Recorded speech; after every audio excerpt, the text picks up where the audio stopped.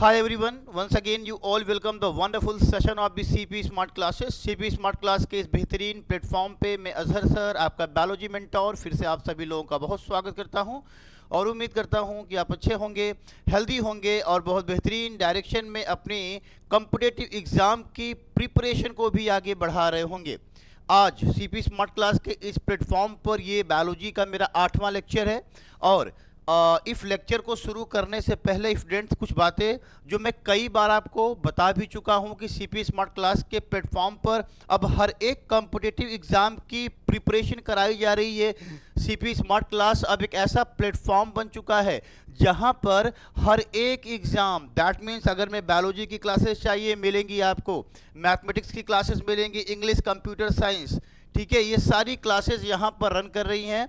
और मैंने आपको बताया था कि अगर मैं आप प्ले स्टोर से सीपी स्मार्ट क्लास का ऐप डाउनलोड करते हैं और कोर्स को परचेस करते हैं तो वहाँ से आपको हैवी डिस्काउंट भी मिल जाएगा। तो इन सब बातों के साथ स्टूडेंट्स चलिए अपने लेक्चर की शुरुआत करते हैं। और आज का जो हमारा लेक्चर बेस्ड है, आज का जो हमारा पूरा लेक्चर स्टूडेंट बेस्ड है उस वो लेक्चर जो है बेस्ड है जीन क्लोनिंग के ऊपर। कहाँ पर स्टूडेंट? जीन क्लोनिंग के ऊपर लेक्चर हमारा बेस्ड है। तो इसी में जैसे अभी तक क्या क्या लेक्चर हो चुके हैं। पहला लेक्चर बायोटेक के अंदर मैंने पढ़ाया आपको isolation of the genetic material that means DNA. दूसरा लेक्चर आपने पढ़ा वहाँ पर जेल इलेक्ट्रोफोरेसिस। क्या पढ़ा? Gel electrophoresis. ठीक है, आज का जो पूरा लेक्चर है वो डिपेंड कर रहा है जीन क्लोनिंग के ऊपर। तो जीन क्लोनिंग क्या होती है आइए ध्यान से समझते हैं। देखिए प्यारे बच्चों, जीन क्लोनिंग क्या होती है मैं आपको एकदम डिटेल से समझा दूंगा, बस थोड़ा सा फोकस करें क्लास पे। ठीक, देखिए जीन क्लोनिंग क्या होती है। फॉर्मेशन ऑफ मल्टीपल कॉपी, ठीक है, formation of multiple copy, formation of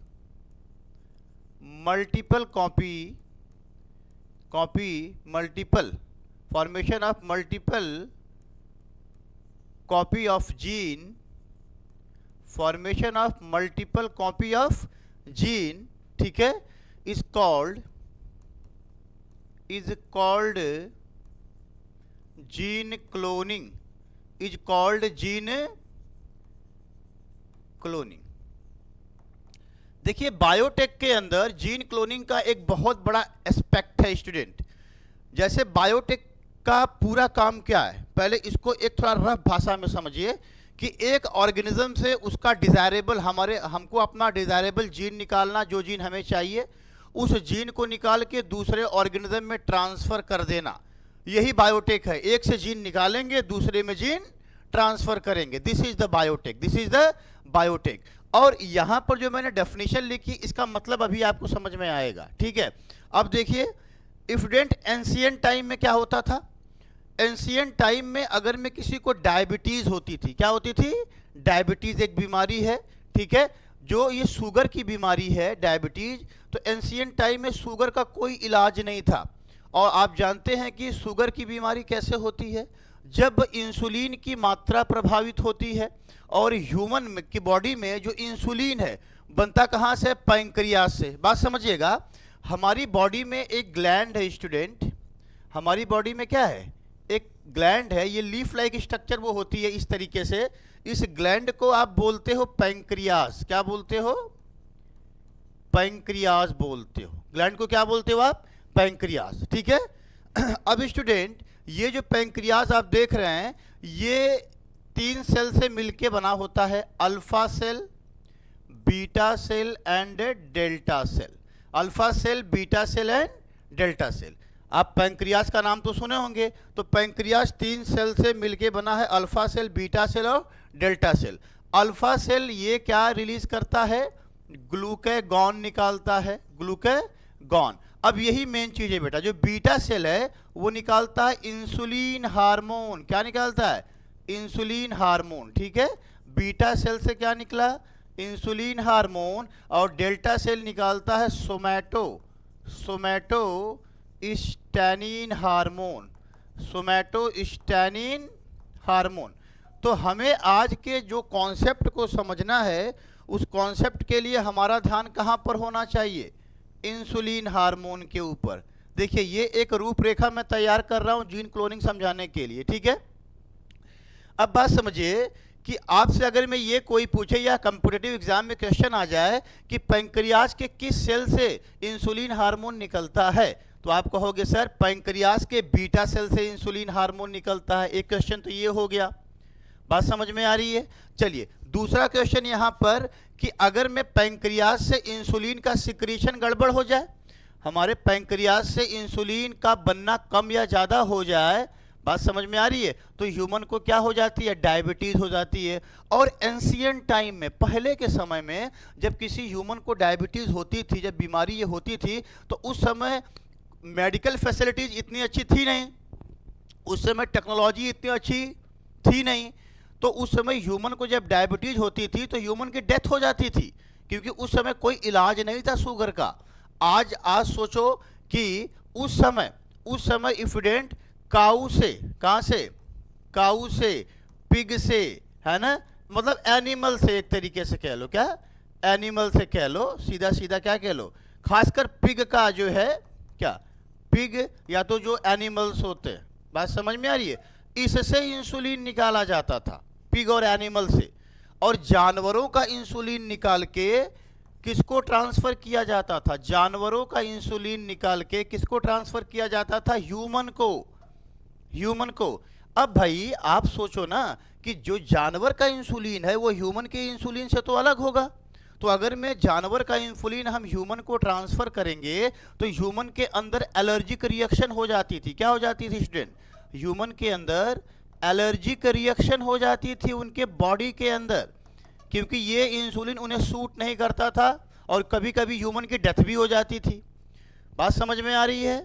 तो भैया अगर में हम उस समय टेक्नोलॉजी इतनी अच्छी थी नहीं कि भैया किस तरीके से इंसुलिन को बनाया जाए और डायबिटीज़ वाले पेशेंट को प्रिवेंट किया जाए, क्योर किया जाए, तो जानवरों का इंसुलिन निकाल के ह्यूमन को चढ़ाया जाता था। और जो जानवरों का इंसुलिन होता है उसे बोवाइन इंसुलिन कहते हैं। क्या स्टूडेंट? जानवरों के इंसुलिन को बोवाइन इंसुलिन कहते हैं। इतनी बात समझ में आई? तो भैया अब भाई आप सोचो ना कि ह्यूमन को बचाने के लिए आप कितनों जानवरों को मारोगे भैया। This is the very cruel nature.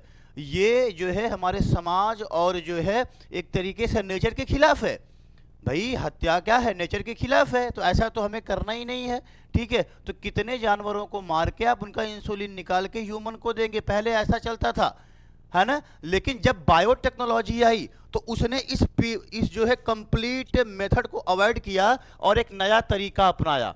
अब उस नया तरीका क्या है बेटा? आओ ध्यान से देखते हैं। देखो जैसे बात समझना, अब आपको जीन क्लोनिंग समझाने जा रहा हूं, ध्यान से देखना। मान लो यहां पर ये एक ह्यूमन की सेल है, मान लो ये पैंक्रियाज है, क्या है ये,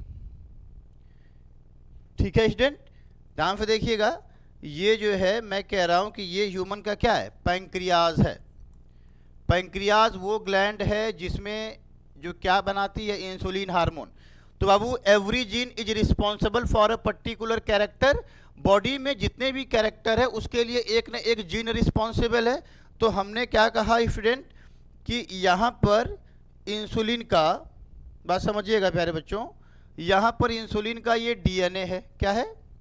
ये इंसुलिन सेल है और ये इंसुलिन का यहाँ पर क्या है? डीएनए है, ठीक है।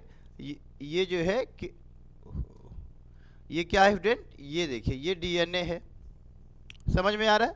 ये क्या है? डीएनए है। अब मान लीजिए इफ डीएनए के ऊपर ये पैंक्रियाज की सेल है और सेल के अंदर डीएनए है और ये यहाँ पर जीन है, क्या है? और ये जीन कौन सा जीन है? इंसुलिन का जीन है। कौन सा जीन है? जीन ऑफ इंसुलिन कह लीजिए इसको। क्या कह लीजिए? जीन ऑफ इंसुलिन कह लीजिए। तो अब पहला काम क्या होगा आपका? पहला काम तो यही होगा कि भैया इस जीन को बाहर निकाला जाए, तभी इसके साथ एक्सपेरिमेंट किया जा सकता है। How we can isolate the desirable gene. You know that previous lecture में मैंने समझाया था किसी भी जीन को बाहर निकालने के लिए बाबू हम यूज़ क्या करेंगे? आप बताओ जल्दी। हम यहाँ पर यूज़ करेंगे क्या? रिस्ट्रिक्शन एंजाइम, RE कहते हैं बेटा। क्या कहते हैं? RE, ठीक। रिस्ट्रिक्शन एंजाइम को आपने क्या कहा था? मॉलिक्यूलर सीजर, जेनेटिक सीजर, कैची कहा था आपने, जो डीएनए को काटता है, ठीक है। तो यहाँ से रिस्ट्रिक्शन एंजाइम ने क्या किया? कट कर दिया। क्या कर दिया? कट कर दिया डीएनए को, ठीक है। तो यहाँ पर लिख सकते हैं आप स्टूडेंट क्या? रिस्ट्रिक्शन एंजाइम ने क्या किया? Cut the DNA, cut the desirable, cut the DNA segment, DNA, cut the DNA, ठीक है। अब ये आपका डीएनए यहां से निकल गया है ना। अब इसको हम ट्रांसफर करेंगे। क्या करेंगे? अब इसको बाबू हम क्या करेंगे? ट्रांसफर करेंगे। क्या करेंगे? ट्रांसफर करेंगे। ट्रांसफर कहां करेंगे इसको? देखो, अब आपको एक चीज यहां नोटिस करनी है बेटा, यहां पर क्या है? एक बैक्टीरिया है। क्या है? बैक्टीरिया है। और बैक्टीरिया का इधर ये डीएनए है। अब बैक्टीरिया का डीएनए कैसा होता है? सर्कुलर डीएनए होता है, ठीक है। तो ये रहा बैक्टीरिया का डीएनए, ये क्या रहा? Bacterial DNA. इसको बोलोगे आप बैक्टीरियल डीएनए। ध्यान से सुनना बेटा, ये बैक्टीरियल डीएनए है। देखिए, बैक्टीरिया की बॉडी में उसके डीएनए के अलावा, बैक्टीरिया की बॉडी में उसके डीएनए के अलावा कुछ और एक्स्ट्रा क्रोमोसोमल मटेरियल होते हैं। क्या होते हैं? कुछ और एक्स्ट्रा क्रोमोसोमल मटेरियल होते हैं, ठीक। इनकी जो है, इनको हम बोलते हैं प्लाज्मिड। क्या बोलते हैं? इनको क्या बोलते हैं हम? प्लाज्मिड कहते हैं स्टूडेंट। क्या कहते हैं? अब एग्जाम में क्वेश्चन यहां से बन सकता है कि आप बताइए बैक्टीरिया की बॉडी के अंदर कुछ और एक्स्ट्रा क्रोमोसोमल मटेरियल होते हैं, उनका नाम क्या है? तो उनका नाम प्लाज्मिड होता है। क्या होता है? अब ये प्लाज्मिड क्या होते हैं? ध्यान से एकदम फोकस करके आप सुनो। ये प्लाज्मिड क्या होते हैं स्टूडेंट? अभी इसको थोड़ा सा हटा रहा हूं बेटा, ठीक है। ये प्लाज्मिड क्या होते हैं, पहले इसके बारे में थोड़ा सा कुछ आइडिया आपके दिमाग में होना चाहिए, ठीक। तो आइए देखते हैं प्लाज्मिड क्या होते हैं। आइए देखते हैं प्लाज्मिड क्या होता है।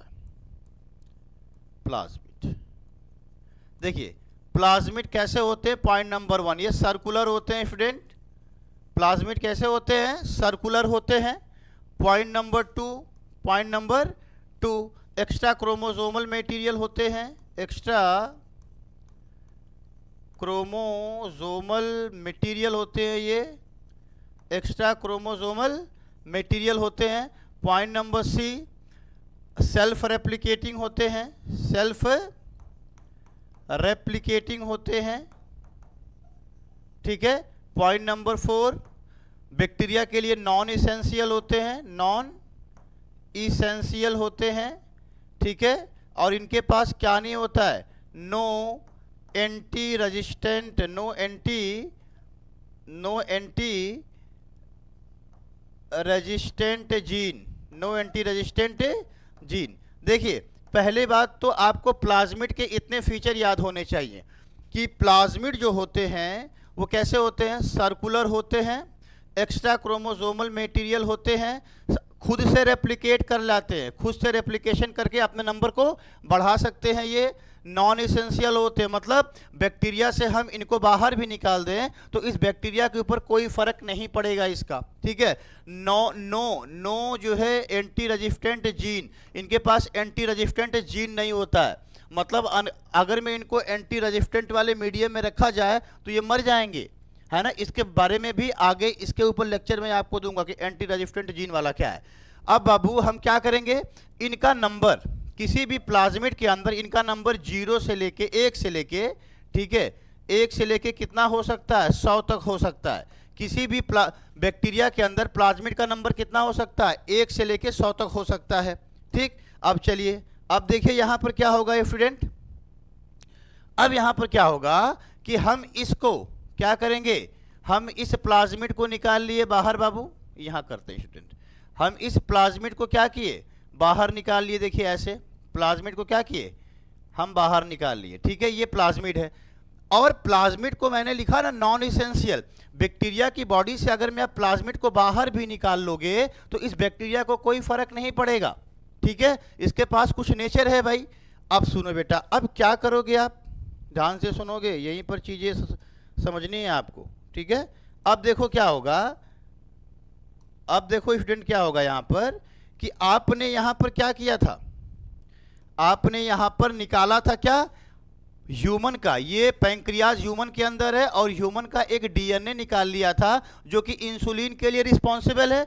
तो ये जीन जो आपने निकाला है यहाँ पर, इसको ये देखिए, ये जो आपने यहाँ आइसोलेट किया है, बाहर निकाला है ह्यूमन के पैंक्रियाज से, इसको मैं ट्रांसफर कर दूंगा कहाँ पर? प्लाज्मिड के अंदर। कहाँ पर? प्लाज्मिड के अंदर। लो, अब ये प्लाज्मिड के अंदर मैंने इसको क्या किया? ट्रांसफर कर दिया। देखिए, पहले तो ये समझिए कि प्लाज्मिड का ये हिस्सा आपने कट कर दिया। प्लाज्मिड का ये हिस्सा क्या किया आपने? काट दिया। बताइए किससे काटा होगा? ये आपने यहां भी काटा होगा, आरई से, रिस्ट्रिक्शन एंजाइम से काटा होगा। समझ में आ रहा है? अब बाबू देखिए एक चीज यहां पर बायोटेक में याद रखना, जिस रिस्ट्रिक्शन एंजाइम से आपने ये वाला डीएनए काटा ह्यूमन वाला, उसी सेम रिस्ट्रिक्शन एंजाइम से क्या आपने काट दिया? क्या? इस प्लाज्मिड का ये वाला सेगमेंट। ठीक है, अब इस जीन को आपने उठाया और यहां पर क्या कर दिया? ट्रांसफर कर दिया। लीजिए, अब प्लाज्मिड के अंदर क्या हो गया? अब बाबू प्लाज्मिड के अंदर आपने ये जीन डाल दिया। कौन सा जीन है ये? जीन ऑफ इंसुलिन है। क्या है? जीन ऑफ इंसुलिन डाल दिया। अब जीन ऑफ इंसुलिन को आपने प्लाज्मिड के अंदर डाल दिया है बेटा। आप जीन क्लोनिंग करने जा रहे हो, और जीन क्लोनिंग का डेफिनेशन कहता है formation of multiple copy of gene. Multiple copy बनेगी जीन की। कैसे? जब इस जीन को आप बैक्टीरियल प्लाज्मिड के अंदर इंसर्ट कर दोगे, ट्रांसफर कर दोगे, then after there is the result. ठीक है, अब यहां पर क्या होगा? इस प्लाज्मिड को फिर हम ट्रांसफर कर देंगे स्टूडेंट, इस प्लाज्मिड को फिर हम ट्रांसफर कर देंगे कहां पर? कहां पर ट्रांसफर कर देंगे? ई कोलाई बैक्टीरिया के अंदर। ये एक बैक्टीरिया है जिसका नाम है ई कोलाई। क्या पूरा नाम जानते हैं आप ई कोलाई का? इस्केरिचिया कोलाई कहते हैं। पूरा नाम लिख दे रहा हूं स्टूडेंट, इस्केरिचिया कोलाई कहते हैं। क्या कहते हैं? इस्केरिचिया कोलाई। अब इस बैक्टीरिया के अंदर देखिएगा, अपना डीएनए तो होगा ही होगा।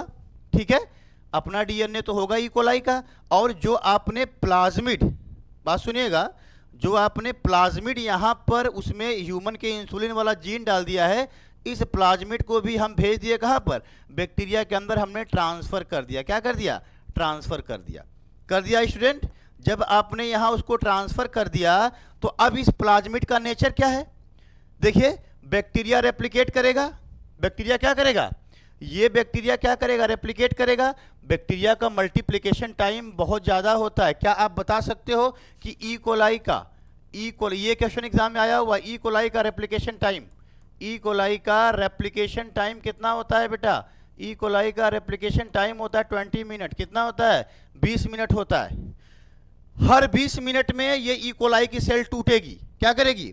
टूटेगी। अब बाबू मान ले ये ई कोलाई की सेल यहां पर ब्रेक हो गई, ऐसे 2 सेल बना ली। तो अब बताओ, इसका ये भी सेल्फ रेप्लिकेटिंग है। देखो लिखे हो ना, प्लाज्मिड कैसे होता है? सेल्फ रेप्लिकेटिंग होते हैं। तो जो जीन आपने डाला है, अब उस जीन का नंबर इस ई कोलाई के अंदर क्या हो रहा है? बढ़ रहा है। भैया ये जीन भी तो, ये प्लाज्मिड भी तो रेप्लिकेट करेगा। जब ये प्लाज्मिड रेप्लिकेट करेगा, जब ये प्लाज्मिड रेप्लिकेट करेगा, तो इस प्लाज्मिड के साथ साथ ये जीन का नंबर क्या होगा? बढ़ेगा। अब जीन एक था, अब 2 हो गया। फिर ये ई कोलाई जब ऐसे करेगा, तो अब देखो जीन का नंबर क्या होगा? जैसे जैसे ई कोलाई रेप्लिकेट करेगा, वैसे वैसे जीन का नंबर क्या होगा? बढ़ता जाएगा। आपने मल्टीपल कॉपी बना ली क्या जीन की? बात समझ में आ रही है? आपने मल्टीपल कॉपी बना ली यहां पर जीन की। अब ह्यूमन के इंसुलिन का जीन निकाल के हमने ई कोलाई के अंदर क्या किया? हमने ई कोलाई के अंदर ढेर सारा जीन बना लिया, और वो ऐसा जीन है जो ह्यूमन का इंसुलिन बनाता है। अब भैया इस ई कोलाई के अंदर बन क्या गया? अब इस ई कोलाई के अंदर बन गया इंसुलिन का जीन। क्या बन गया? इंसुलिन का जीन। और इस इंसुलिन को, जीन को यहां से हम कर लेंगे आइसोलेट। एक टेक्निक है, समझाऊंगा बाद में। आइसोलेट कर लेंगे, आइसोलेट। इस ई कोलाई से इंसुलिन जो कि यहां पर अब बन चुका है, उसको बाहर निकाल लेंगे। ठीक है, और बाहर निकाल के प्यारे बच्चों, अब इसको क्या कर देंगे? क्या कर देंगे? इसकी बायोपायरेसी। इसको बोतल में बंद करके, मार्केट में यही चीज सप्लाई होती है। और आज जो इंजेक्शन लोग इंसुलिन का लेते हैं, वो जो है इसी मेथड के तरीके से बनाया जाता है। क्या बात समझ में आई? थोड़ा सा इसका स्क्रीनशॉट ले लीजिए आप स्टूडेंट्स, इसका स्क्रीनशॉट ले लीजिए। हुआ क्या कि जब आप प्लाज्मिड के अंदर अपना जीन ऑफ इंसुलिन ऐड कर दिए और इस प्लाज्मिड को उठा के ई कोलाई के अंदर ट्रांसफर कर दिए, ठीक है। अब ई कोलाई जो है जब रेप्लिकेट करेगा, जब टूटेगा, भाई बैक्टीरिया क्या होता है, टूटता तो 2 सेल मतलब बनाता, फिर अगला टूटेगा तो वो भी क्या करेगा, 2 सेल बनाएगा। जब ये प्लाज्मिड भी सेल्फ रेप्लिकेटिंग है, उसके साथ साथ ये भी रेप्लिकेट करेगा, तो इस जीन का नंबर भी क्या होगा, बढ़ता जाएगा हर एक सेल में। जब सेल में जीन का नंबर क्या हो गया, बढ़ गया, तो हम उस इंसुलिन को ई कोलाई से बाहर निकाल लेंगे और यही इंसुलिन आज मार्केट में क्या होता है, सप्लाई होता है। किस पेशेंट के लिए बेटा, डायबिटीज़ पेशेंट के लिए, डायबिटीज़ पेशेंट के लिए। आप सोचो ना कि बायोटेक का कितना इमेंस रोल है मेडिकल फील्ड में। आपने देखा कि पहले जानवरों को मार के उनका इंसुलिन निकाल के ह्यूमन को ट्रांसफ़र किया जाता था। This is the very I think cruel work, है ना, कि भाई किसी की हत्या करके उससे आप क्या निकाल रहे हो, इंसुलिन निकाल रहे हो। बस बायोटेक्नोलॉजी के आने के बाद क्या हुआ, the drastic change in the science में एक ड्रास्टिक चेंज आया, एक बदलाव आया प्यारे बच्चों, ठीक है। और उन्होंने इस पूरे एक्सपेरिमेंट को करके दिखाया और इंसुलिन का जीन बना के दिखाया एक बैक्टीरिया के अंदर, एक बैक्टीरिया के अंदर। अब बेटा ये तो रहा कैसे जीन क्लोनिंग करते हैं, ऐसे हम किसी भी जीन की क्या कर सकते हैं, क्लोनिंग कर सकते हैं। अब कल के लेक्चर में हम देखेंगे स्टूडेंट कि एक्चुअल में पहला जो है जीन क्लोनिंग किस साइंटिस्ट ने किया था और कहाँ पर किया था, ठीक है। एक बैक्टीरिया नाम है साल्मोनेला टाइफीमूरियम, हर्बर्ट बॉयर और कोहन नाम के साइंटिस्ट थे 1972 में। 1972 में हर्बर्ट बॉयर और कोहन ने पहला जो है जीन क्लोनिंग किया था साल्मोनेला टाइफी का प्लाज्मिड निकाल के और ड्रग्स रेजिस्टेंट जीन को लेके, ठीक है। कल इसको मैं डिटेल करूंगा आपको, लेकिन यहाँ से जो कुछ क्वेश्चन बन सकते हैं प्यारे बच्चों, वो प्लाज्मिड के कैरेक्टर आ सकते हैं, ई कोलाई का रेप्लिकेशन टाइम आ सकता है, ठीक है। और पैंक्रियास की 3 सेल है, अल्फा सेल, बीटा सेल और डेल्टा सेल। कौन सी सेल इंसुलिन हार्मोन निकालती, तो आप बोलोगे बीटा सेल, ठीक। तो कल मिलते हैं एक नए लेक्चर के साथ जहां देखेंगे फर्स्ट जीन क्लोनिंग किस साइंटिस्ट ने की और कैसे की। तब तक के लिए best of luck student, hard work करते रहें।